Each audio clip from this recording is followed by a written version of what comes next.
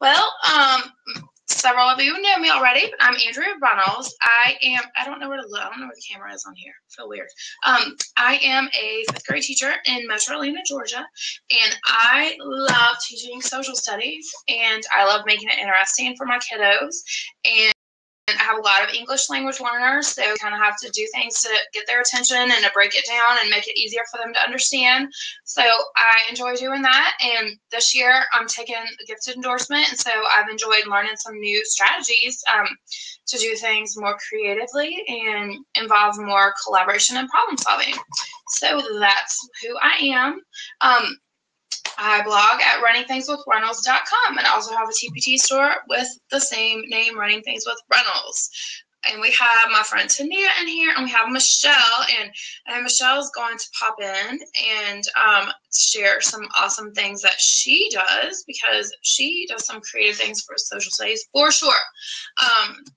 One person calling in. Okay, show callers. Definitely accept. And I'm going to make you a co-host. Hello. All right, got it working. Yay. So, you want to introduce yourself, Michelle? Okay, I'm Michelle Boy, and I'm a teacher in Temecula, California. And I've taught fifth grade probably for maybe 10 years now, fourth and fifth, and first and second for a lot of time before that. So I've been teaching over 20 years, and I love to teach. I love to teach social studies, but I also love to teach everything else. So I'm just glad to be here. Yay. We got two people that have been around the block. So I taught younger grades too, but since like 10 out of the 15, 16 years have been fifth grade. So I just stuck with fifth grade for now. Alrighty. So I wanted to share at the beginning, I had intended to have vocabulary on. I don't know who that person is, so I'm not letting them pop in. Sorry. Decline. If I don't know you, you're not popping in.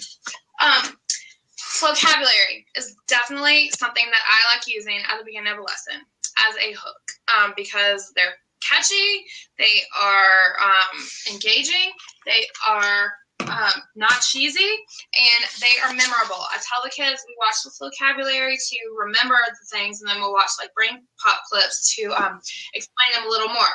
Now, even like on my blog, I have a rap about vocabulary. So I'm not going to repeat that right now, but I did write a rap because I love it so much. So that is, and you can get a free school-wide trial still get that, still available. But I definitely love vocabulary for social studies. And they've added, a lot of them were audio clips only, and they've added the images, which I think is great. And there are even some that are primary source quotes that they have put to music, which I think is really great. Yeah, our school just got, the practice trial for everybody to do. So yay. We'll be using that. Yay. And they do have some for all, like the areas, because I know your curriculum is like the time period before ours, but they do have stuff for American Revolution and colonial America and all of that stuff. So, and they're adding a lot more geography, and they are some under personal finance or financial literacy, or some under life skills. They have some for economics, and I used one of those the other day for the Great Depression, the one about the stocks and bonds and something, because I said people still do have stocks modern day, and the vocabulary was perfect to kind of explain it. So that was really good. I also like using music, songs as a clue, and I'll have them, I've done DMX Rough Riders for Teddy Roosevelt and the Rough Riders as one of my clues, and I've done another one like Marvin Gaye, What's Going On. That's a good one to analyze the lyrics for the 70s and the 60s, with the Vietnam War. There are a lot of great pop culture songs from the 60s to use for that time period, and you have to pay attention to the lyrics, because the song We Didn't Start the Fire by Billy Joel is a great one to use for the Cold War, but some of the lyrics aren't appropriate, so you can't really use that. So So if you are going to use a pop culture song, then definitely look up the lyrics on lyrics.com, because if not, then you don't know what's going to happen. So be careful. Yes, and definitely. And if you can get music from the time period that you're actually teaching, that's even better. Even better. Do you use any music in your with your stuff, Michelle? I haven't really in social study. We've been doing a lot of analyzing poetry, but then also songs. So like I know in this unit that we're doing now, we analyze Yankee Doodle. So, and that's an interesting one. The kids always seem to enjoy Yankee Doodle, even though it's like a song you wouldn't think that they would, but they do enjoy doing that. So, but like you said, our social studies is kind of before, so it's not as much stuff for that, but. Right. And there is I know from the Civil War, there's one about, John Brown's body hanging. I mean, I don't think that one would necessarily be appropriate to use. So you have to be careful, but, there's a lot of good patriotic song. I mean, the Star Spangled Banner, of course, will be a great one. And, and I use song lyrics all the time for writing prompts, and for figurative language. So song lyrics, and of course that's going to get their attention, especially if it's a pop song from now. But like I said, you got to be careful and check the lyrics for that. So plus I just love music myself. So anytime I can sneak it into teaching makes me happy. Right.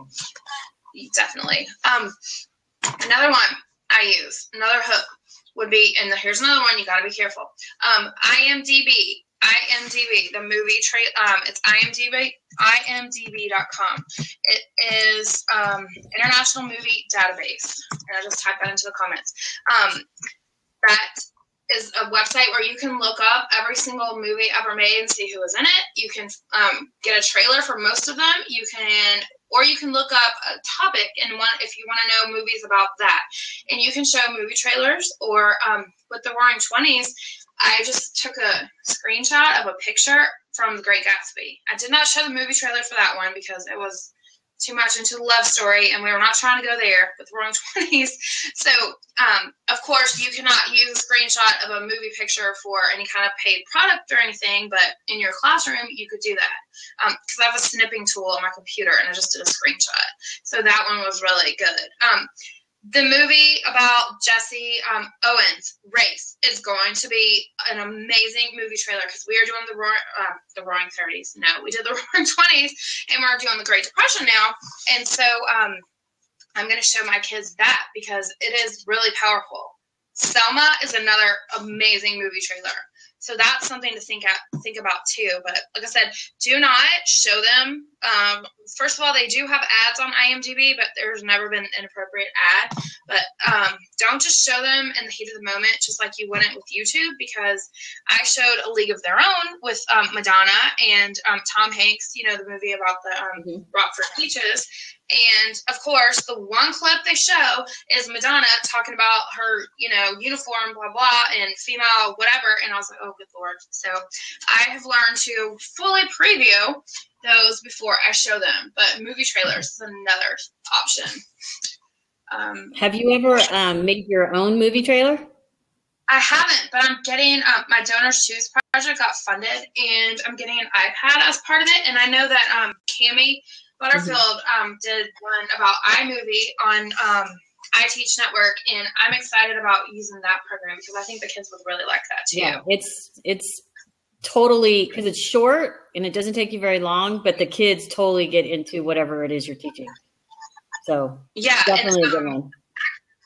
Yeah, and actually, I thought it was really cool. I watched Scope last week with Matt from Tech with Matt. I can't pronounce his last name, but it was another iTeach TV network, and he was talking about using that for math and making the kids doing word problems with a movie. And I was like, that is amazing. What a great idea. They're actually breaking down, making up a word problem with something in the classroom and actually breaking it down screen by screen. And I think kids could do a simulation and maybe do an iMovie thing, or even I know those little slow motion or whatever little stop motion programs. Yeah, I think those would be great. They could use like little action figures or make little paper models and do that for